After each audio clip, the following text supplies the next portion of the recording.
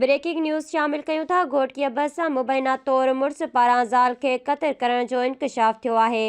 हफ़्तो अॻु शादी थियल औरत 20 साला राबेली शेख ते मक़तूला औरत जी माउ पारां क़त्ल करण जो इल्ज़ाम हयो आहे।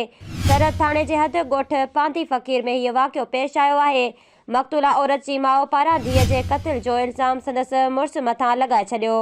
मक़तूला औरत जो लाश सरहद पुलिस खणाए तालका इस्पताल घोटकी मुंतक़िल कयो। मक़तूला औरत जो लाश घोटकी इस्पताल अंदर पोस्टमार्टम लाइ 1 कलाक खां पियल आहे।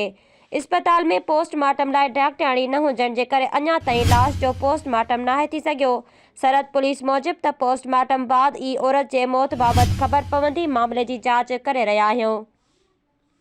अब हूँ तो जाड़े जो गोठ जा मां ये बाड़ी में जीत पांदी फकीर जो गोठ दिनल हुई दिनी हाणे आया 8 ॾींहं जुमे ते परणाए दिनी हम अज जुमो होयो।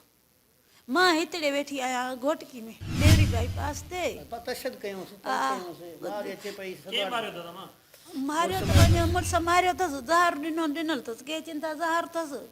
हां तो पोस्ट नालो मुड़स जो सोहेब तस केर थींदो आहे शेख पुलिस का मदद कई है तां हां बाउन के पुलिस गली जेल हवाल पुलिस कर खणाए माके पुलिस खणाए दिनो असा के दिन ना तालबो तां जो एसएसपी कोर्ट की केड़ो अबा मां जो मुतालबो ला त एफआईआर थे मां के मां जी मां 8 ॾियारो में परणाए दिनी आया त मां सा हक अदालत थे।